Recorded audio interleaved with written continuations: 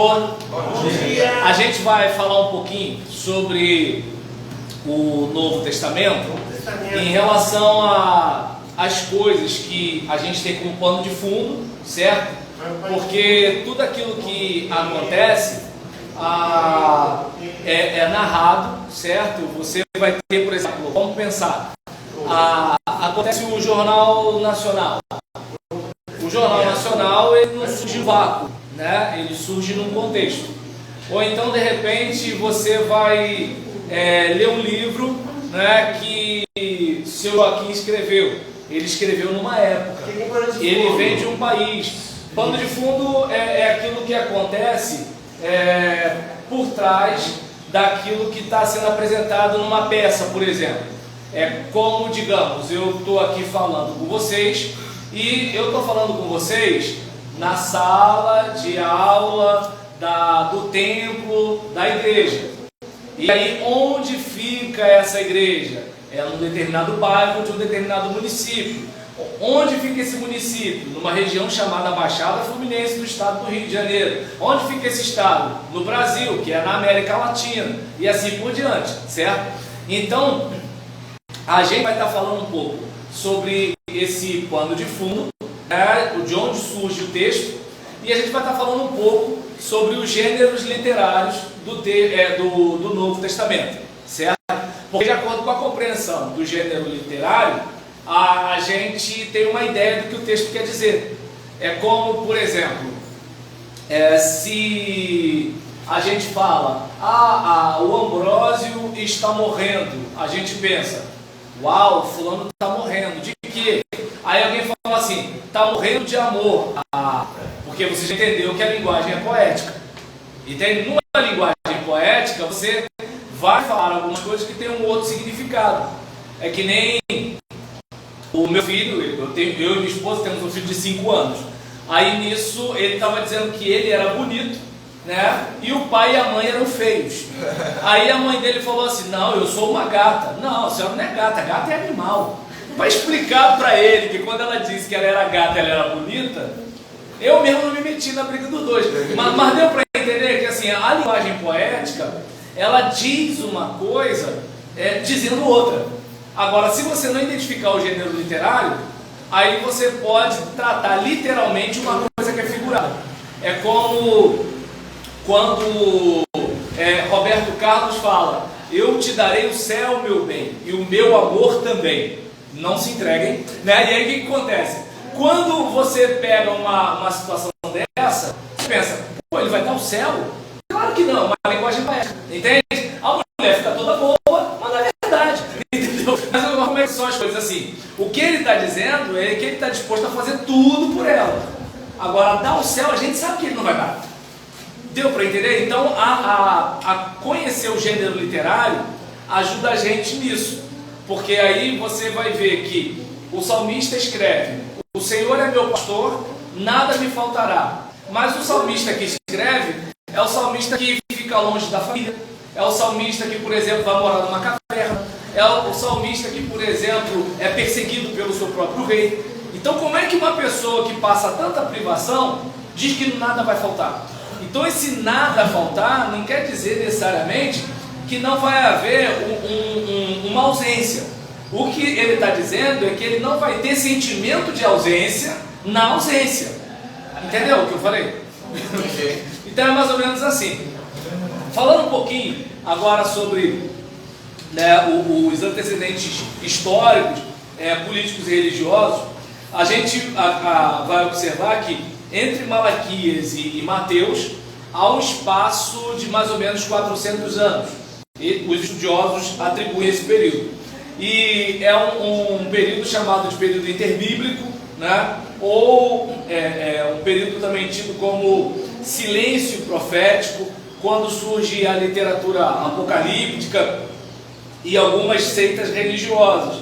Como você vai ver no Novo Testamento, termos como fariseus, saduceus, você já não vai ver isso em Malaquias, certo?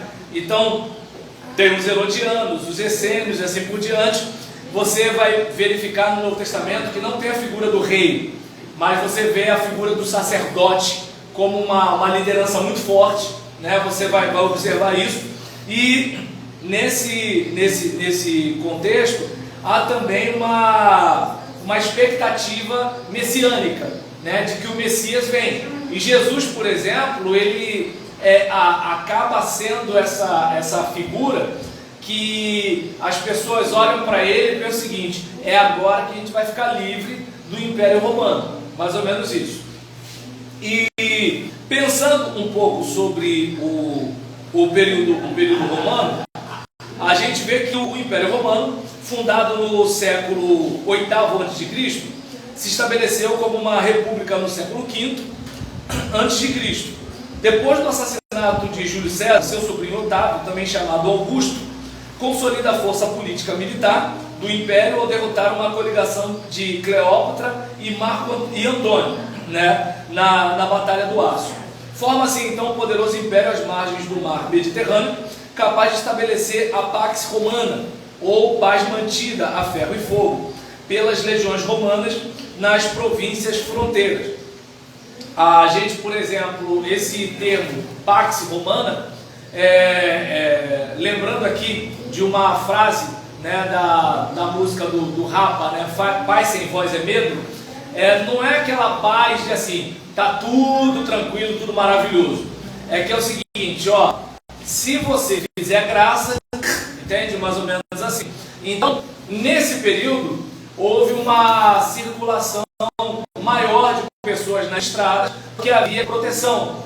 Não uma proteção pensando no bem comum do povo, mas para que não houvesse desestabilização, né, desestabilidade, para que não fosse desestabilizado o sistema, né? Então, naquele contexto, também possibilitou que a propagação do Evangelho existisse.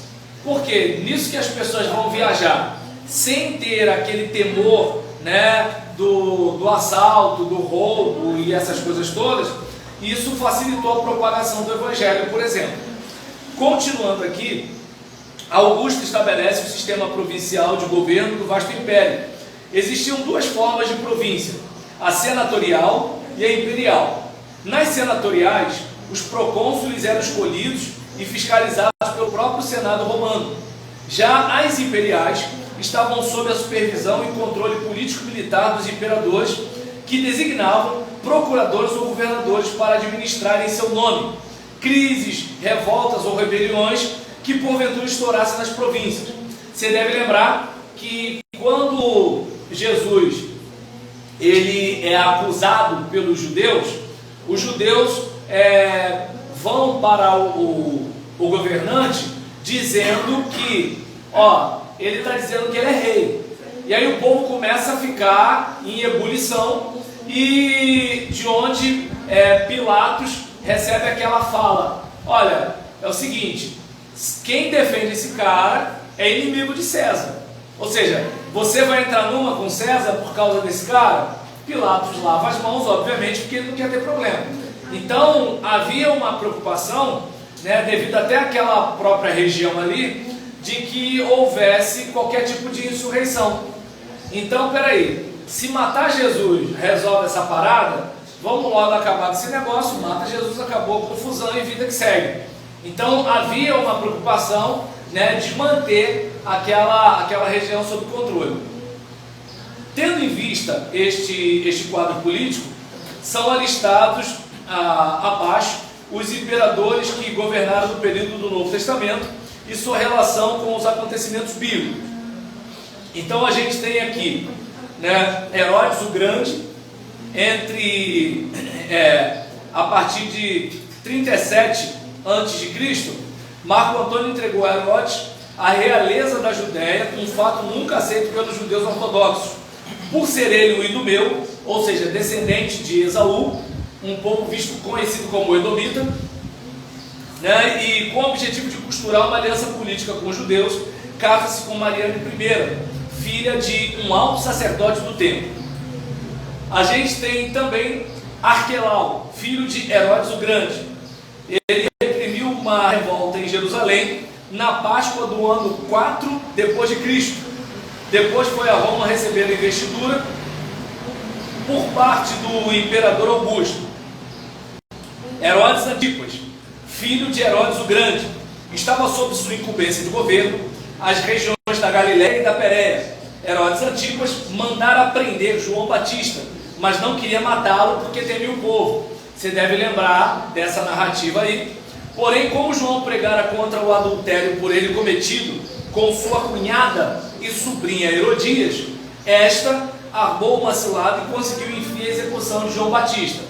Vocês devem lembrar da dança da menina. Herodes fala, o que você pedir, e aí você lembra disso daí.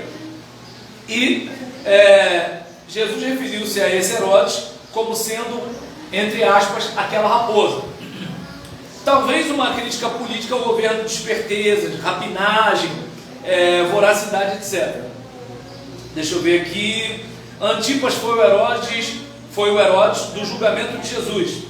Pôncio Pilatos, sob o pretexto de que Jesus era galileu, e com o intuito de se esquivar do julgamento de um inocente, passa a responsabilidade para Herodes. Jesus, porém, recusa fazer qualquer show pirotécnico de milagres como ele queria. Você deve lembrar que que Pilatos até fala: você não sabe que eu tenho poder de livrar você? E Jesus diz o quê? Você não teria nenhum poder se do céu não fosse dado.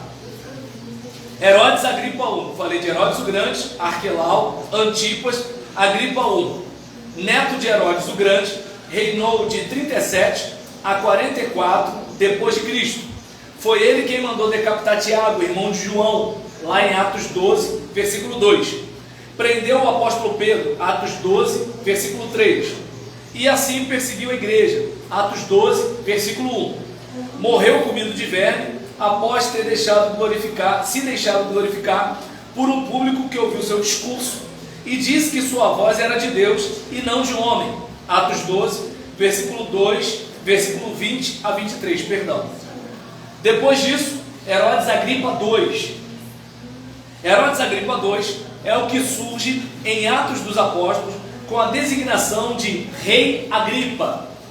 Era filho de Agripa I e reinou de 48 a 95 depois de Cristo. Agripa II surge em Atos 25, versos 13, até o capítulo 26, verso 32, quando, por sugestão do procurador romano Festo, houve o apóstolo Paulo em audiência. Tinha ele uma relação incestuosa com sua irmã Berenice, citada no referido texto.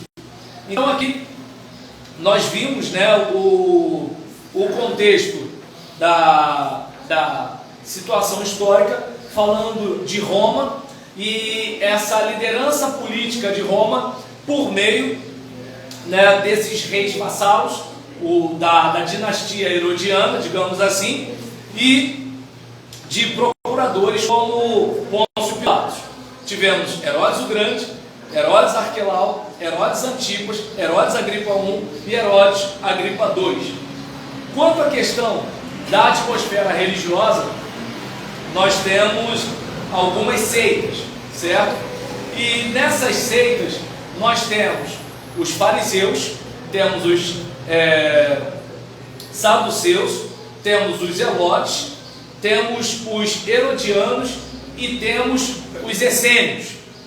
Os fariseus eram aquelas pessoas tidas como, numa linguagem de hoje, nós chamaríamos de puritano. Não necessariamente o puritano do movimento puritano na história da igreja cristã, mas puritano que a gente fala na questão de ter todo aquele cuidado moralista, rigoroso, uma coisa mais ou menos assim. Digamos, vou dar um exemplo simples. Você chega e fala para aquela pessoa assim: eu adoro pudim de leite, e ela vai e já te dá logo uma canelada. Você adora Deus, entendeu? Ou seja, a gente sabe que quando a pessoa está falando eu adoro pudim de leite, a gente sabe que a pessoa está dizendo que ela gosta muito de pudim de leite. A gente sabe isso. Mas existe aquela pessoa que ela é super meticulosa nos termos, entende? E assim, eu não estou aqui fazendo juízo de valor se a pessoa está certa ou está errada. Eu só estou dizendo que assim, tem aquele religioso que ele tem aquela preocupação nos mínimos detalhes, certo? Tem essa pessoa. E aí, os fariseus, eles eram esse tipo de religioso. né, eram aqueles religiosos que tinham o máximo cuidado nas questões religiosas. Além dos fariseus, né, embora no caso, os fariseus eles têm sua origem relacionada a Esdras, aquele escriba, né, você vai ver lá no livro de Esdras, certo? Que tinha uma preocupação com a lei, de orientar o povo com a lei e assim por diante, e que trabalhou na restauração, né, do povo de Israel, no retorno, né, da Babilônia, na reconstrução e na restauração do culto e do templo. A gente, por exemplo, vai observar também que além dos fariseus, nós temos os saduceus. Enquanto os fariseus, eles estavam relacionados à lei, né, ao texto, enquanto escribas e assim por diante, os saduceus já era aquele pessoal relacionado ao templo e ao culto. Então, era um grupo mais aristocrata. Como assim? Esse pessoal surge lá atrás com a descendência de Arão. E aí, se você lembrar, você vai ver nas passagens lá do Pentateuco, dos 5 primeiros livros, né, do Antigo Testamento, você vai olhar lá no Pentateuco que Deus diz que a tribo de Levi não vai ter nada, que ali a tribo de Levi só vai ter Deus como herança. Aí, no nosso raciocínio, tadinho deles, né? Eles não vão ter nada. Só que o que acontece? Esse não ter nada significa que tudo que o povo ofertar a Deus vai ser gerido por eles. Claro que assim, agora eu tenho que ter todo cuidado, porque estamos na época do politicamente correto. Eu não sei se eu posso dizer que eu sou negro ou se eu sou preto, porque dependendo do que eu falar, né, eu posso ser chamado de capitão do mato. E aí nesse caso, está arriscado um branco me acusar de racismo, mas tudo bem. Aí nessa situação, não, o dia está difícil, né? Aí nesse caso, né, por exemplo, a gente olha para cá, lembrando do patrimônio, né, do catolicismo romano. Você vai reparar que assim, o patrimônio é dedicado à igreja ou aos santos. Mas quem é que de alguma forma vai tirar proveito desse patrimônio? Os religiosos. Seja a cúpula, né, ou de repente o segundo escalão, não sei qual é o termo mais adequado e tudo tal. E aí a gente vai reparar aqui, né, nesse caso, aí por exemplo, nesse caso, a gente vai reparar que eles acabam se tornando aristocratas. Por quê? O povo vai dando oferta, o povo vai entregando as coisas e eles vão gerindo.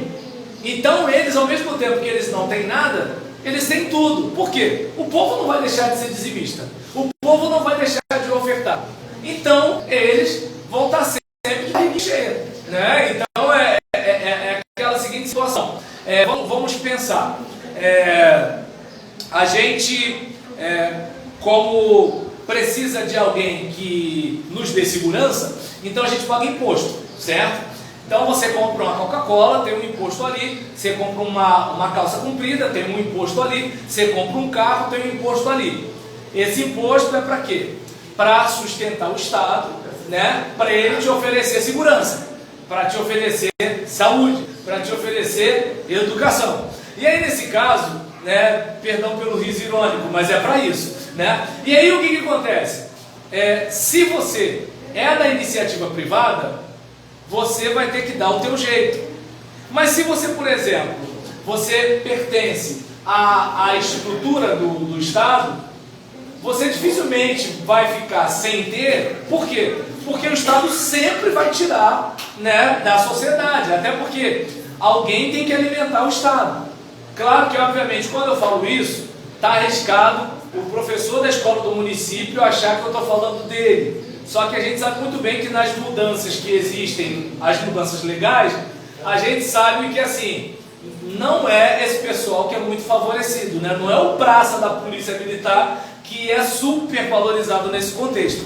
Então, a gente, por exemplo, vai reparar que assim, o Estado, né, vai estar sempre, de alguma forma, sendo sustentado, né? E se ele não estiver sendo sustentado, o povo, né, vai ter que perder um pouco mais de pele para sustentá-lo. Até porque você precisa de alguém que te dê segurança. E aí, nesse caso, onde eu quero chegar com isso? O Estado está sempre ali. A sociedade que vai ter que ficar patinando para sustentar o Estado. Trazendo para esse contexto aqui religioso, né, embora possa ser diferente, mas o mecanismo é parecido. As pessoas estão fazendo por uma obediência a Deus, elas estão fazendo no seu relacionamento com Deus, mas na prática o que acontece é que a estrutura religiosa está mantida. Quem participa da estrutura religiosa está bem. Não sei se deu para entender mais ou menos a situação. Tanto que é que nos períodos de apostasia do povo lá antes do cativeiro babilônico, o que acontecia? O povo deixava de ser fiel e o levita tinha que ir para tudo quanto é canto para sustentar sua família. Não sei se vocês lembram dessas passagens, né? Que assim, o povo deixava de ser fiel e o levita tinha que dar o jeito dele. Depois do cativeiro babilônico, o povo começou a ficar mais fiel. Passou um vinagre, né? Passou uma dificuldade. Tanto que eles ficaram tão contra a idolatria que não conseguiram nem ver Jesus como Deus. Então, assim, eles ficaram pianinho. E nessa brincadeira, estavam ali mantendo a estrutura religiosa. Então, o saduceu, ele era aquele cara do tipo assim, olha, eu não tenho nada, mas eu sou mais importante que você, porque tu está tudo lascado aí e eu estou aqui de boa. Entende? Porque a estrutura me mantém. E aí, nesse caso, a gente, por exemplo, vê que a expressão saduceu provavelmente origina-se do nome Zadok, o sucessor do sumo sacerdote Abiatar no tempo do governo de Salomão. É possível que a palavra hebraica Zodkim, que significa justos, tenha dado origem à terminologia saduceu. Então a gente tem o fariseu e o saduceu, que você está acostumado a ver lá no Novo Testamento. Mas além do fariseu e do saduceu, tinha o herodiano. E o herodiano era aquele cara que assim, ele era judeu, mas ele era partidário de Herodes. Você deve lembrar que tem um pessoal que aparece para Jesus dizendo o seguinte: é certo pagar imposto para César?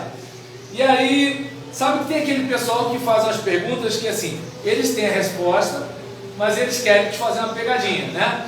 E aí nisso Jesus perguntou, né, sobre a questão, né, o que está cunhado na moeda e tudo tal. Dai a César o que é a César e a Deus o que é de Deus. Por quê?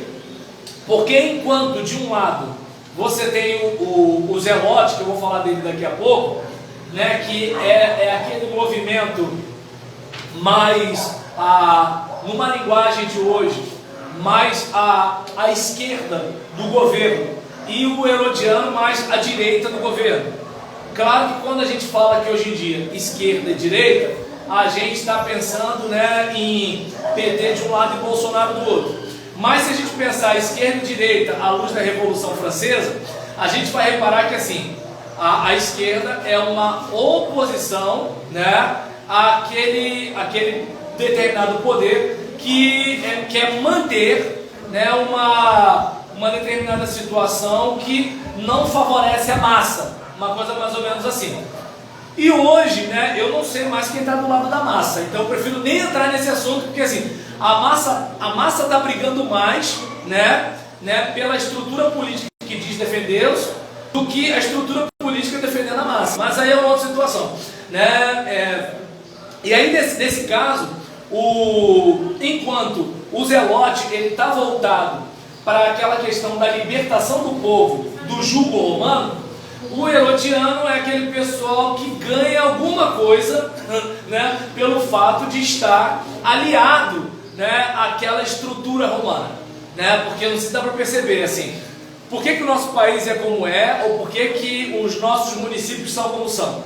Porque existem pessoas que ganham com a desgraça, né? Então, assim, quem ganha com a desgraça não quer que a desgraça acabe, né? Então, até porque se a desgraça acabar, essa gente perde recurso. Então, tem que ter desgraça. Se não tiver, a gente inventa. E aí, nesse caso, havia um pessoal que buscava uma coisa e havia um pessoal que buscava outra. E ambos pelo discurso religioso. Essa é a situação, né? Então, enquanto a gente tem o fariseu, o saduceu, a gente também tem, né, o herodiano. E deixa eu pegar aqui, o herodiano, né, como é que eu posso dizer? Seria um tipo, né, de seita, digamos assim, em que seriam aqueles judeus que estavam mais ligados, né, às questões do Estado. Era uma coisa mais ou menos assim.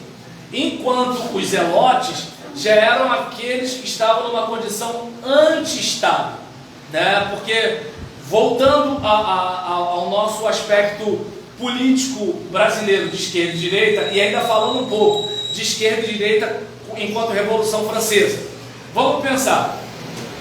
Você tem o rei, você tem o absolutismo. E aí vem aquele pessoal de esquerda que bate de frente com o sistema.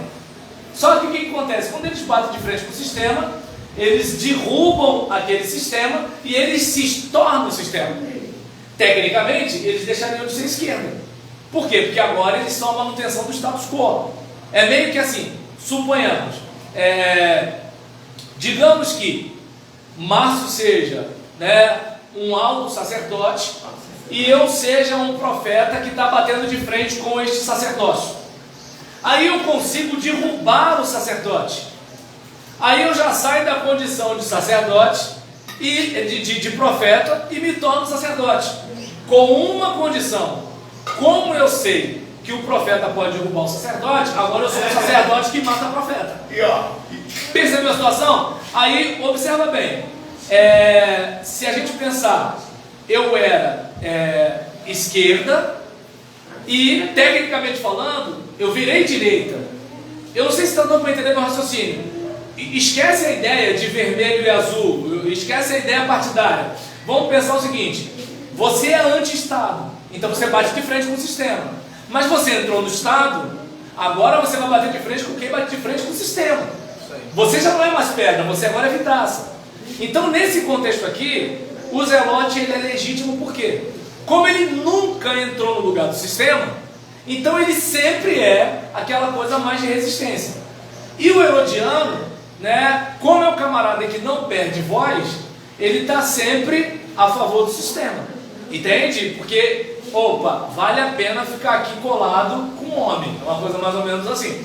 E enquanto a gente tem o fariseu, que é o cara que domina o texto legal, digamos assim. Mas a lei diz isso, mas a lei diz aquilo, mas a lei diz não sei o que. O saduceu já é o cara do culto, né? Então é aquele caso, olha, você para ministrar a Deus, você tem que ser selado, registrado, carimbado, avaliado, rotulado se quiser voar. E quem que te dá isso daí? Eu. A garantia sou eu, né? Então nessa situação, né, observa bem. Você tem um grupo que mantém a estrutura de poder no aspecto cultico, né? Do outro lado, você tem aquele que mantém a estrutura de poder na questão do texto. No outro, você tem aquele pessoal que assim não tem aquele poder no aspecto religioso, mas eles têm o trânsito com o palácio. E o zelote, coitado, o zelote é o camarada, né, que assim, vai apanhar da guarda municipal. Essa situação, né, então, é uma situação, né, que assim, é um contexto religioso, né, deixa eu ver que faltou falar de um grupo, falei fariseu, saduceu, zelote, herodiano e essênio. O essênio já era aquele que assim, se afastava de tudo. Né? Enquanto, por exemplo, o herodiano, ele se misturava com o ambiente político. O fariseu era o camarada que, ó, aqui o estatuto da igreja, né? Esse é esse cara, né?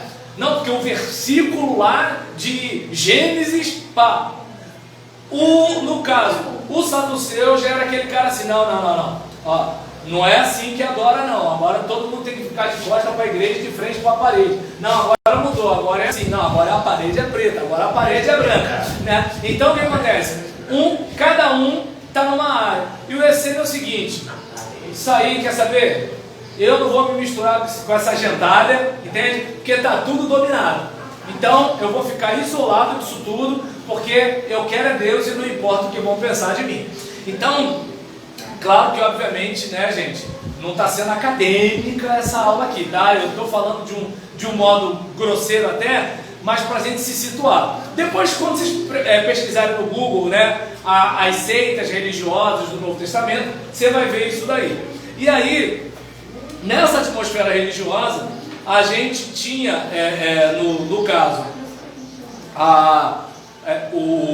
no caso, os escribas, né?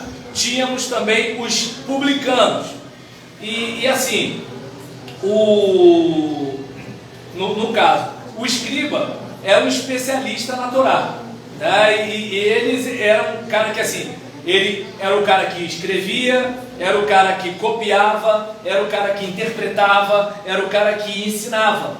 Então, o escriba era aquele cara que preparava as pessoas, inclusive, para o farisaísmo, né? Então, a gente, por exemplo, vai observar que todo fariseu, de certa forma, era um escriba, mas nem todo escriba era fariseu, certo? Porque o escriba tem a ver com a parte textual, de escrever ou de ensinar. E o fariseu tem a ver com o aspecto de praticar.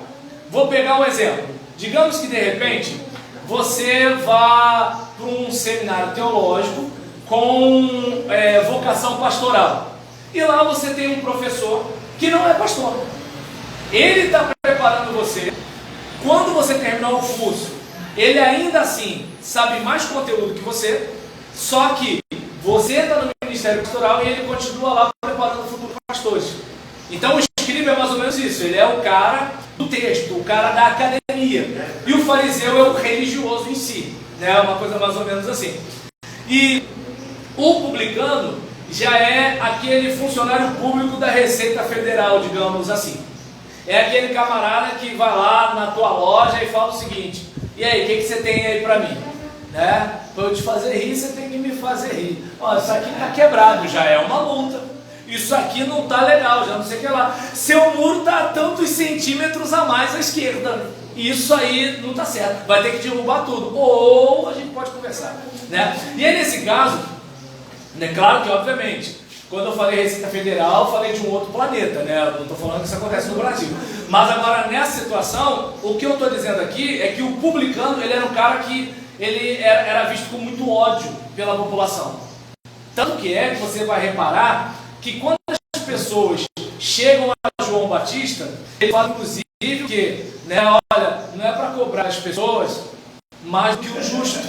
Certo? Você deve lembrar que Zaqueu, que o pessoal diz que ele roubava o que eram os outros. Oi? Mas não, por favor, ele é publicano. Isso, publicano é um cobrador de impostos. Obrigado. De nada. Aí o que acontece? Vamos pegar um exemplo do tipo de Zaqueu. Zaqueu, ele as pessoas dizem que Zaqueu roubava os outros. O texto não diz isso. O que o texto diz é que Zaqueu, naquele seu encontro com Jesus, ele fala: se eu fiz isso, eu estou disposto a restituir. Entende? E detalhe, independentemente do que eu fiz ou não, o que eu tenho, eu estou disposto a repartir. Certo? Então a gente percebe que é uma contraposição entre Zaqueu, que era mal visto, e o jovem rico, que era bem visto, né? Aquela questão de que assim, a gente olha o externo, né? E nem sempre o externo corresponde à realidade, né? Tá aí o filtro do Instagram, né? E aí quando você, por exemplo, você marcou o encontro com a pessoa, aí quando você vê a pessoa pura sem filtro, opa, não é original, né? Então, tem alguma coisa errada aí, né? É mais ou menos assim. Aí nesse caso, por exemplo, o publicano, ele é aquele coletor de imposto, né? Que ele era detestado pelo judeu. Em dois aspectos. Primeiro, que assim, ele está indo lá e ele goza de fé pública. Então, se ele disser que tem alguma coisa errada contigo, tem alguma coisa errada contigo. Como é que você vai fazer? Não tinha câmera, não tinha internet. Hoje, com câmera e internet, se alguém disser que é fake news e essa pessoa que disser que é fake news tem mais poder que você, tu tá lascado. Entendeu? É aquele caso, por exemplo, Itamar me dá um soco no nariz e você filma. Mas aí você posta e uma pessoa com poder fala assim, isso não é verdade. Acabou. Acabou. Entendeu? Não, mas isso não é certo. A questão não é o que é certo. A questão é quem tem mais poder. Essa é a questão. Entendeu? E aí, a gente, por exemplo, observa que o publicano ele era odiado por isso. Porque o povo já está combalido, o povo já tem que alimentar o sistema, o povo já tem que, por exemplo, sustentar toda a aristocracia religiosa e política, e o povo tem que mandar dinheiro para Roma opressora, e ainda por cima, se bobear, ainda tem que dar um por fora para o publicano. Então imagina o ódio, né, que o povo devia ter de publicano. E essa é a parte mais irônica do ministério de Jesus, né? Ele chama Simão o Zelote e chama Mateus o publicano. Jesus também gostava de um problema, né? Aí nesse caso, com todo respeito, Jesus, mas nesse caso, eu não sei se dá para perceber, aí a gente olha para a igreja, né? Às vezes eu acho que Deus deve olhar para a gente e ficar rindo. Aí nesse caso, né, porque tem gente diferente, de pensamento diferente, numa igreja só, vou falar. Aí, nesse caso, olha como é que são as coisas. Você tem, por exemplo, aqui, né, o caso do publicano, que é esse tipo de pessoa, né? E aí nisso, isso tudo fazia parte do contexto dos dias de Jesus. Aquele povo oprimido, quando vê Jesus, pensa em quê? Poxa, é Ele, vai restaurar o reino de Deus, é Ele que vai restituir para a gente a glória de Israel, é Ele que vai livrar a gente de toda essa opressão.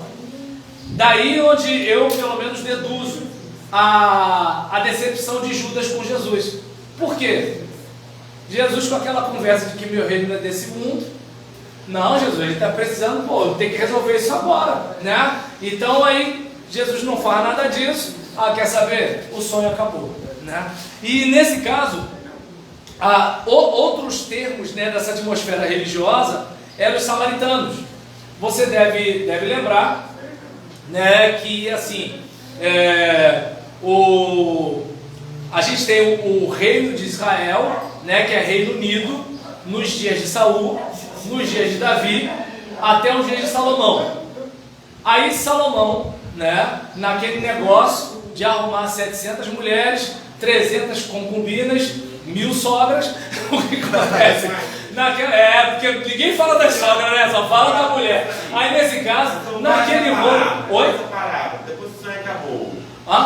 Depois o sonho acabou. O que tem o sonho acabou?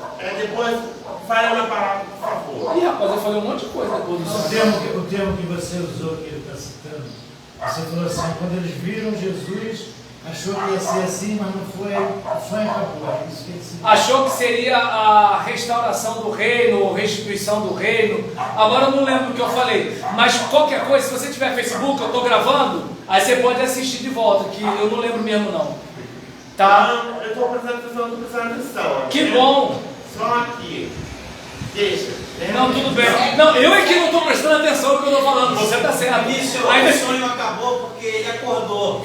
Isso, Bom, obrigado. Você é isso aí. Era uma coisa, mas era outra. Obrigado, gente. Vocês são muito fofos. Aí nesse caso, né, em relação a isso aqui, a gente vai reparar, né, que assim, voltando àquele esquema, né, Reino Unido com Saul, Reino Unido com Davi, e Reino Unido com Salomão, até que teve o episódio das esposas, concubinas e as sogras. O texto não fala, mas eu tenho para mim que essas mulheres tinham mãe. Aí nesse caso, você, por exemplo, tem aquela situação de que assim, se uma mulher influencia o marido, imagina 1000, né? Aí nessa brincadeira, eu nem cobro muito de Salomão não.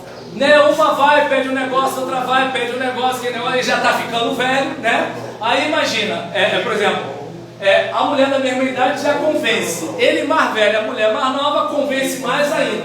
Aí ela fala, não, faz um negócio aqui, dá uma baforada, bota um charuto, não sei o que. Aí, é só isso? Deus vê o coração e eu vou fazer, né? E aí nesse negócio ele pegou outros caminhos religiosos e Deus falou, olha, por consideração ao seu pai, né, você vai terminar o teu reino direitinho, mas a próxima geração, e aí você tem um reino dividido entre Reino do Norte e Reino do Sul. Reino do Sul, você tem a dinastia davídica, de que assim, cada descendente de Davi vai ocupando o trono. No Reino do Norte é uma situação meio República Federativa do Brasil, né? Então você tem, por exemplo, um dia tem Dom João, no outro dia já podeis dar paz. Aí daqui a pouco já tem a proclamação da República, depois tem não sei o que lá, depois tem, né, regime militar, e aí, ditadura de um lado, regime do outro, cada um conta sua história. Aí, né, vem, vamos embora, que esperar não é saber, redemocratização, todo mundo querendo, Tancredo Neves passa mal, Sarney vem só para ajudar, aí depois vem o caçador de Marajá, e aí nessa brincadeira a gente, né, aí tá lá, né, a primeira presidente, depois veio o golpe, né, e é preciso temer o Temer, e aí depois tá ok, aí tá ok, já foi, né. Aí nessa brincadeira agora o amor venceu. Então nessa brincadeira, né, diante de todo esse quadro, o Reino do Norte era mais ou menos assim: intriga, morte, deposição, golpe, né? É uma certa coincidência, né? No lugar que o pessoal tem uma herança de obediência a Deus, né? Vem lá, Rainha Elizabeth, Rei Charles, né? E tal, aquele negócio todinho. Do outro lado, já né, o Paranauê, né? Onde não tem Deus, tem a armação e tem o golpe. E aí, nesse caso, o Reino do Norte, né, não podia ter o culto centralizado em Jerusalém, por quê? Aparelho político e aparelho religioso caminham junto, né? Então, se você for reparar, né, você tem política, cultura e religião muito próximos, né? Assim, até o pessoal que diz que não é para misturar política com religião, mistura, porque eles entram nesse assunto, né? E aí, nesse caso, o que o camarada do Reino do Norte percebeu? Se o pessoal for todo ano para Jerusalém, eles vão acabar percebendo que a gente está errado aqui na rebelião. Então vamos fazer um culto em Samaria. Mas lá é a descendência de Arão, né? E aí nisso que lá é a descendência de Arão, então o que a gente faz? Vamos criar um sacerdócio aqui do jeito que a gente... Não, peraí, não precisa desse negócio de descendência de Arão não, vamos fazer do nosso jeito. E aí nesse caso ficou um culto sincrético, uma coisa misturada. E quando a Assíria vem, porque a gente tem duas intervenções internacionais, a Assíria vem primeiro e acaba com o Reino do Norte, levando as pessoas do Reino do Norte para dispersar por outros povos que eles tinham dominado e trazendo povos dominados para ficar naquela região de Israel. Séculos depois, os babilônios, eles tomam a região do Reino do Sul, mas naquele caso eles não fazem igual os assírios. Eles pegam a nobreza, tipo assim, pessoal que mora no Recreio, Copacabana, princesinha do mar, né? Aí nisso, pega esse pessoal e leva para a Babilônia. O pessoal de Caxias, Belfort Roxo, Nova Azul, entendeu? Esse pessoal fica lá mesmo, entendeu? E aí nessa situação, o que acontece? Quando o povo volta do cativeiro babilônico, eles vão reconstruir a nação de Israel. E aí o pessoal de Samaria quer fechar com eles para a reconstrução de Israel. Só que o pessoal de Samaria é o pessoal herdeiro do Reino do Norte, do sincretismo religioso, do abandono ao culto em Jerusalém. Daí você vê aquele problema de Neemias com Sanbalate, Tobias, aquele negócio todinho. Vocês não têm parte com a gente. Então você verifica que assim, os judeus não se dão com os samaritanos bem antes de João 4. É um negócio bastante antigo, né? E aí nesse caso, você, por exemplo, vai reparar, né, que no caso, eu fiz isso só para não sair da direção da câmera. Aí, gente, hoje é dia do Diácono Batista, tá bom? Meus parabéns. Ainda mais diácono com cavanhaque. E cabelo branco é sinal de respeito, né? É um ancião, uma pessoa vivida, experiente, séria. Aí nesse caso, né?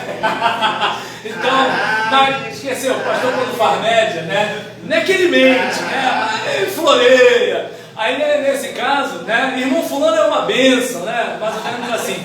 É que nem, já viu sepultamento de crente? Que o pastor fala dos defeitos do cara, né? É mais difícil, né? Não, ele era uma bênção, né? Uma bênção, né?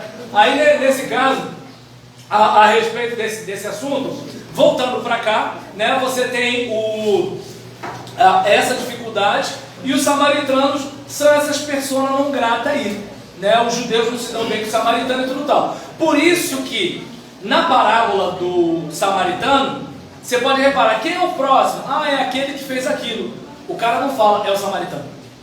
Entendeu? Por quê? Porque a ideia de falar samaritano já incomodava. Até porque para o judeu, graças a Deus que seu filho não nasceu, né, nem mulher, nem samaritano. Entende? Havia uma ideia, né, de que assim, ser samaritano era um negócio odioso. Então, quando a mulher samaritana é a pessoa que fala de Jesus, Jesus indiretamente está dando está provocando os judeus. Quando tem a parábola do samaritano, que é o contrário do levita e do sacerdote, né? Ele está o quê? Provocando os religiosos, certo? Mas fala, pastor. E nessa passagem, na visão de Jesus, o próximo é o cara que está fazendo bem. Não é o caído, não. Na visão de Jesus. E detalhe que o cara que está fazendo bem é o samaritano, mas ninguém diz. Entende? É aquele ali. Entendeu? Então, falei de fariseus, escribas, saduceus, zelote, publicano, samaritano, essênio. Oi? O povo não faz o que quer aparecer, não, né? Não fazer. O povo Eles devem ter tido esse pensamento também, né? Do samaritano. O que chegou e fez. Sim. Pensamento errado, né? Assim, como eu posso dizer, cada cabeça é uma sentença, né? E coração dos outros é terra que ninguém pisa. Eu não sei o que o pessoal pensaria. Embora geralmente é assim, né? Quando a gente não gosta de alguém, a gente cria uma história ruim sobre essa pessoa. Isso pode ter acontecido, né? Aí, em relação a esse caso, deixa eu ver, falei da atmosfera religiosa, e nessa atmosfera religiosa, a gente tem inclusive a sinagoga. Né? Então, essa palavra, né, poderia significar, como eu posso dizer, juntança, né? É um local, né, de culto da religião judaica, sendo desprovido de imagens religiosas ou de peças de altar e tendo como seu objeto central a Arca da Torá. Então você vai reparar, por favor. Oi. A juntança que por exemplo, a ideia é de uma congregação, de um ajuntamento. Então, o que acontece? Você vai ver ali naquele contexto de diáspora, né? Ou de cativeiro, ou de exílio, o seguinte: como é que a gente vai cultuar a Deus? Não tem mais tempo. Quer ver? Vou pegar uma música que deu uma treta só na Igreja Batista, né? Aí nesse caso, o pastor Luiz Saião, ele fala que se bobear deve ter uns 3 tipos de pensamento na cabeça de um batista só. E aí nesse caso, eu até lembrei aqui, eu não vou esquecer da música não, mas eu não posso perder essa. Conta-se que um batista estava num navio que naufragou. E aí nisso ele encontrou uma ilha. Aí ele foi, criou a casa dele, né, para ele ficar, e ele construiu uma tenda para ser um lugar de culto. Aí está ele lá vivendo, feliz e contente, aquele negócio todinho, até que passaram-se alguns anos, um navio o avistou e o resgatou. Aí falaram para ele, me diz uma coisa, por que você tem mais de uma tenda aqui? Ah não, porque assim, eu fiz uma tenda para eu morar, e eu fiz uma outra para eu cultuar a Deus, é a minha primeira igreja batista. Tá, mas tem uma outra tenda. Não, é a segunda igreja batista, porque eu tive problema com a primeira. Aí nesse caso, em relação a isso, né? Olha, eu acho que eu, como batista, posso zoar minha família, né? Aí nesse caso, né? Não estou falando de assembleando, estou falando da minha casa. Aí nessa situação, não, tem que explicar, porque o povo da internet é o povo mais correto do mundo, né? Já viu? É um pessoal que não trai mulher, é um pessoal que não trai marido, que não bate nos outros, que não xinga a sogra, que não chuta o cachorro, tá sempre julgando todo mundo, né? Gente perfeita é o povo da internet. Aí nesse caso, voltando para cá, olha como é que são as coisas. Você tem... Vai na música, vai na música. Isso, exatamente. Aí você tem aquela música em que o compositor fala: és Deus de perto e não de longe. Aí vamos. Aí o povo começa a discutir. Mas a Bíblia fala que a Bíblia diz que é Deus de perto e Deus de longe. Logo essa música é uma heresia. Aí você tem o seguinte: tem o aspecto do que o texto diz e tem o que o texto quer dizer. Quando o texto profético fala Deus é Deus de perto e Deus de longe, está dizendo que Ele é sempre Deus de perto. Ou seja, na cabeça do judeu, Deus está em Jerusalém. Na cabeça do judeu, Deus está no templo. Quando o cara vai para a Babilônia, aí ele percebe que o Deus que está no templo também está naquela terra longínqua. Então, o Deus de perto é o Deus de longe. E aí o poeta diz o quê? Esse Deus é de perto. Ele nunca vai estar longe. Aí, numa hora dessa, se você, por exemplo, eu estou tendo a chance de falar, né, com vocês calados, é tranquilo. O povo da internet pode comentar o negócio. Agora, se é uma conversa na esquina, eu duvido que não ia ter alguém argumentando no contraponto, entendeu? Mas como vocês querem causar uma boa impressão, vocês não vão discutir comigo, porque eu sei, né? E eu já fiz a tortura psicológica, que eu não sou bom, né? Mas vocês percebem que, assim, a sinagoga, ela surge nesse contexto. Ela surge numa realidade de que é o seguinte: não temos mais o templo. E agora, o que a gente vai fazer? A gente tem que ter um jeito. A gente tem que ter uma alternativa. E aí essa alternativa é a sinagoga. Que assim, não tem imagem, porque lembra do mandamento? Não pode ter imagem. Não é um lugar, né, como o templo, né, para assim, aqui é a casa de Deus e tudo tal. Mas é um lugar específico para a gente estudar, como uma escola, para a gente aprender. E aí nisso eles mantiveram, né, aquela realidade ali, de modo que quando eles voltam para a terra de Israel, eles voltam muito mais fortes do que quando eles foram. Porque quando eles estavam na terra de Israel, qual era a situação? Deixa a vida me levar, entende? Aí, ó, o coro cantou, aí, opa, pera aí, agora a gente tem que afinar a viola, porque sabiá mudou de cantiga. E aí quando eles voltam, tanto que é que até hoje, olha o judeu hoje, entende? A bagagem que o cara tem. Eles sem país, né, sem território, digamos assim, porque até 1948 eles estavam sem território. Eles mantiveram a cultura judaica. Para você ver a importância, né, da sinagoga. Eles antes, na terra de Israel, estava tudo bagunçado. Então, ou seja, houve essa situação. E isso, né, voltando àquilo que a gente falou lá no início, é o pano de fundo, né, por trás do palco onde acontece toda essa trama do Novo Testamento, né, dos livros históricos, né, dos evangelhos, Mateus, Marcos, Lucas, João, do livro histórico, que é Atos, né, das epístolas paulinas, né, e gerais. Paulinas, aquelas cuja autoria é atribuída a Paulo, e gerais aquelas que não são atribuídas a Paulo. E além dessas epístolas, nós temos também o livro profético, que é Apocalipse, certo? Então, são esses gêneros literários aqui que a gente deve estar abordando a partir da semana que vem. Semana que vem a gente vai falar de Evangelhos e Atos, na Evangelhos histórico, né, que é Atos, na outra semana as epístolas e na outra a literatura apocalíptica e o encerramento.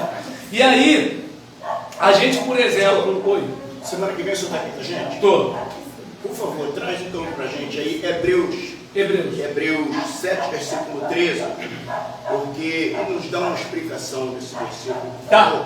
Porque já tem ali quem foi, e depois dá para mim. Se puder, antes que eu me esqueça, porque o colega me fez uma pergunta que eu não lembrava mais do que eu tinha falado. Manda mensagem para mim. Hebreus no capítulo. Ele que está falando aí, ó. Hebreus no capítulo 7, versículo 13. O bom é que ele lembra do que ele fala. No meu caso é mais difícil, né? Aí nesse caso, a gente, por exemplo, observa aqui, né, que depois do regresso do exílio, né, babilônico, que o formato da religião que hoje conhecemos começou a se desenvolver. O culto passou a centrar-se na sinagoga, né, um hábito adquirido na Babilônia, devido à inexistência de um templo. A sinagoga passou a funcionar como um ponto de encontro dos judeus para as orações e para a leitura das escrituras. Você deve lembrar que é o seguinte: antes o judeu tinha um templo, agora ele não tem mais. Por isso que ele fica lá na parede do templo, lá no Muro das Lamentações, porque a única coisa que ele pode fazer é isso daí. E em relação à questão do templo, o segundo templo, né, foi o templo que o povo judeu construiu após o regresso a Jerusalém, depois do cativeiro babilônico, no mesmo local onde o templo de Salomão existira antes de ser destruído. Manteve-se erigido entre 515 a.C. e 70 d.C., tendo sido durante este período o centro de culto e adoração do judaísmo. Segundo o relato bíblico, o templo foi mandado reconstruir por decreto de Ciro II da Pérsia. Você deve lembrar que o templo foi construído no período de Salomão, com o imposto do povo. Lembra do povo sustentando o aparelho político, religioso, cultural, né? É mais ou menos assim. Nada é novo debaixo do sol, entendeu? Aí, assim, até porque você precisa de alguém que te dê segurança, né? Porque o Estado te protege, aí você paga o Estado, né? Se ele protege bem ou não, aí são outros 500. Aí, nesse caso, não vou parar de fazer provocação, o homem está aí, né? Então, agora vamos lá, doravante, sempre terno, vamos seguir. E aí, a gente tem o templo, que tinha o templo que não existe mais, veio a sinagoga, e a gente, no contexto do Novo Testamento, um outro termo, sinédrio. Você deve ter lido isso daí no Novo Testamento, né? E o sinédrio, que significa Assembleia Sentada, de acordo com o grego, é o nome dado a 23 juízes que a lei judaica ordena existirem em cada cidade. O grande... Por favor, que esqueci. Hã? Qual a palavra? Não entendi. O que é sinédrio? E acabei de falar. De acordo com o grego, significa Assembleia Sentada. Né? Obrigado. Isso, de nada. Então, essa palavra no grego, né, poderia ser uma assembleia de juízes judeus que constituía a corte e legislativo supremos da antiga Israel. Então, enquanto você tem, por exemplo, o escriba, ele seria tipo o jurista, né, digamos assim. E o cara do sinédrio seria tipo o julgador. Entende? Ou seja, o cara do sinédrio julga. O escriba, digamos assim, é o cara que é o constituinte, digamos assim, né? Que vamos e venhamos. Se a gente... Por favor. Oi. Assinador, né? Senador o quê? Não. Pelo menos o senhor falou. O que eu falei? A palavra assinador, né? Sinagoga. Ah, sinagoga. Ah, sim. Não, pensei que eu tinha falado senador, eu estou tentando ligar aqui a situação. Aí, por exemplo, vamos pensar o seguinte: se a gente cumprisse o que o texto constitucional diz, como seriam as coisas? Né? Vamos lá. Olha, vamos pensar. O ventilador. Isso, o ventilador existe para ventilar. Esse é o texto constitucional. Aí, isso foi estabelecido pelos constituintes. O ventilador existe para ventilar. Aí o julgador, se ele respeita o texto, né? E aí, digamos, o ventilador que não ventila, esse ventilador está em desacordo com o texto constitucional, porque o ventilador existe para ventilar. Se ele não ventila, tem alguma coisa errada. Aí, se o juiz não interpreta o texto como o texto diz, ele diz: o ventilador existe para ventilar, mas, e esse mais é dele, é por conta dele, entendeu? Mas, né, em casos de exceção, ele pode ficar sem ventilar. E aí, nesse caso, por exemplo, o escriba é o cara que prepara o texto. O juiz é o cara que julga de acordo com o texto. E o juiz sério, ele vai respeitar o que o texto está dizendo. Né? É aquilo que a minha geração aprendeu numa antiga disciplina chamada comunicação e expressão. Né? Atirei o pau no gato. Né? Então, você atirou o pau em quem? No gato. Não tem outra pessoa no texto. Se você for interpretar o texto, é aquilo ali. É o sujeito. Deu para entender que assim, eu prefiro deixar essa parte quieta. Então, nessa situação, né, até porque quem atirou, mas aí deixa pra lá. Aí, em relação a isso, hoje é teu dia. Hoje é teu dia. Então, não contraria não. Aí a gente, por exemplo, vai observar que o grande sinédrio incluía o chefe ou príncipe, vocês lembram de Jairo? Um sumo sacerdote, lembra? Anás, Caifás, esses caras, né? O segundo membro de importância, que é no caso ele, e outros 69 integrantes que se sentavam em semicírculo. Antes da destruição em Jerusalém, o grande sinédrio reunia-se no templo durante o dia, exceto antes dos festivais e do sábado. Então você observa que assim, o sinédrio existia para julgar as causas de acordo com o texto pré-estabelecido. Não é aquela coisa do tipo, eu não gosto disso, a partir de hoje isso está errado. Não, não era assim. O texto diz que algo é errado. O texto diz que algo é certo. Eu gostando ou não, eu sou um servo do texto legal. Né? Eu, por exemplo, tive um professor, né, que era advogado, o Dr. Gilberto Garcia, e ele falava, né, ainda bem que ele não tem Facebook, ele falava que o direito é igual o jogo do bicho, vale o que está escrito. Eu não sei quando eu vou ter coragem de chegar para ele e falar assim: desculpa, professor, mas eu vivi para ver que não vale o que está escrito.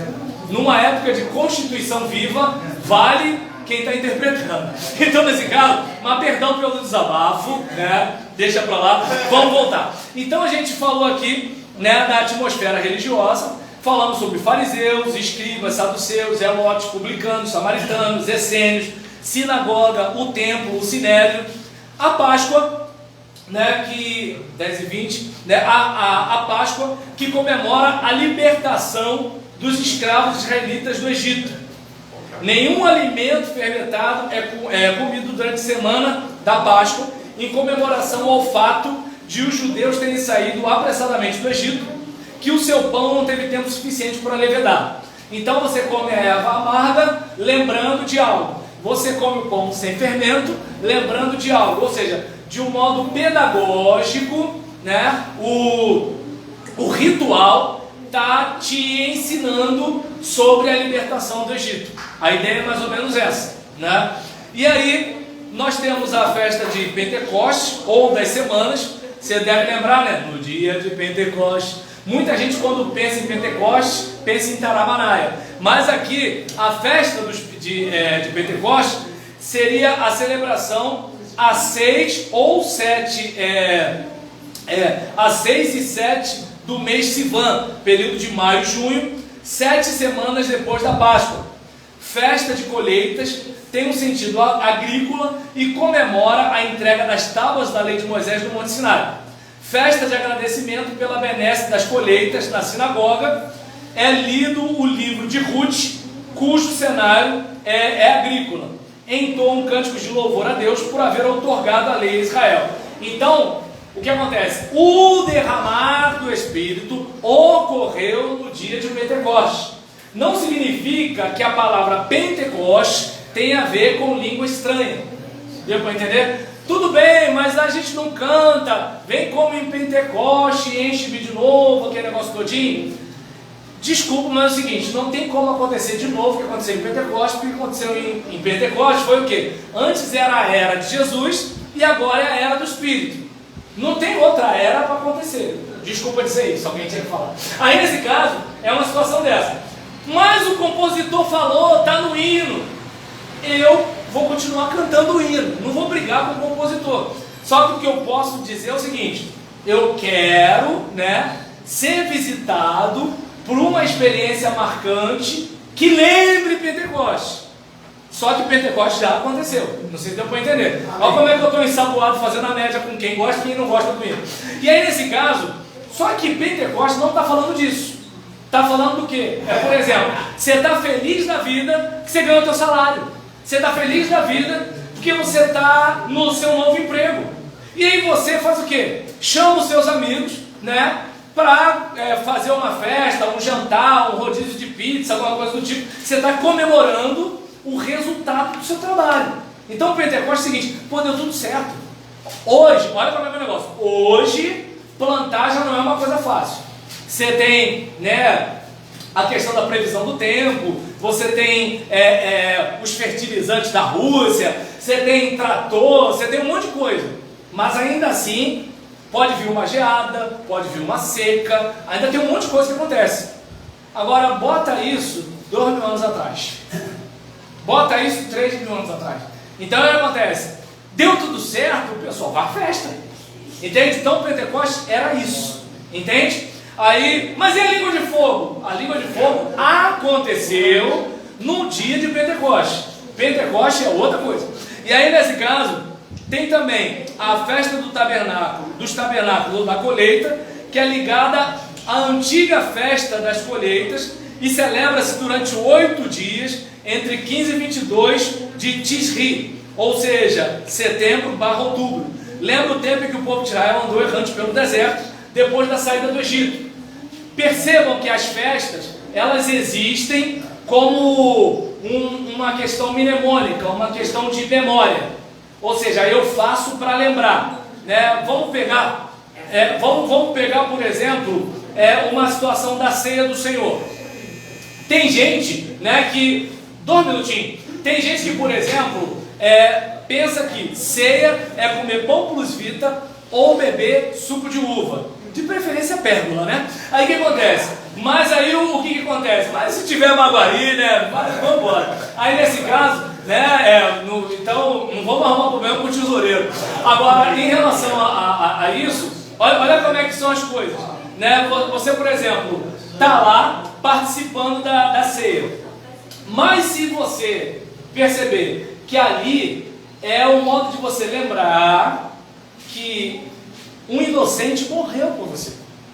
É hora de você lembrar o seguinte: Deus sabe todo o teu vacilo dessa semana, Deus sabe todo o teu vacilo do mês passado, Deus sabe do vacilo que você vai ter semana que vem. Deus está vendo você chorando, dizendo: Senhor, nunca mais eu vou fazer isso de novo. Deus sabe que vai, entendeu? Mas ainda assim, Ele com a sua graça perdoa você. Só que Ele vai estar cutucando a sua consciência. Olha, para você ser perdoado, o sangue do meu filho foi derramado. Para você ser perdoado, um inocente pagou. É aquela questão: quando você vai trabalhar numa empresa, sabendo que você foi recomendado por alguém, você sabe que você não está lá no seu próprio nome. Você sabe que se você fizer besteira, vão cobrar o teu vizinho. E o teu vizinho: poxa, Roberto, eu indiquei você, cara. Entendeu? Então é mais ou menos isso. É aquele caso: o teu sogro te encaminhou para trabalhar em tal lugar. Pô, tu vai queimar o teu sogro? Tem gente que queima, né? Mas assim, eu estou partindo do princípio que a gente é correto, né? E aí você vai fazer de tudo, porque você tem alguém como fiador. Então, quando você está na ceia, você lembra disso. Peraí, ele morreu na cruz para eu me tornar alguém melhor. Amém. Então, todo mês, aquilo é para sacudir tua consciência. Tanto que tem o cara que vem para a ceia com a cara de pau e tem o cara que falta a ceia. O que falta a ceia é o seguinte: eu não quero mudar, mas eu não tenho coragem de tomar a ceia. O cara de pau é o seguinte: Deus é bom, eu vou tomar essa ceia e a vida continua, né? Aí o que acontece? Mas o cara um pouquinho centrado, oh meu Deus, vacilei de novo, me dá mais uma chance? Então você percebe que não é só um ritual, né? E fechando aqui, o último ponto é a festa de Purim, que comemora os eventos do livro de Esther, em que a gente tem aquela comemoração do livramento do povo judeu. Então, gente, nós passamos aqui um pano de fundo por trás do Novo Testamento. A partir de semana que vem, a gente vai começar a falar dos gêneros literários, e desses gêneros literários, vamos começar pelos evangelhos. Aí, eu estou fechando aqui, eu passo a palavra para quem? Opa! Então, a foto?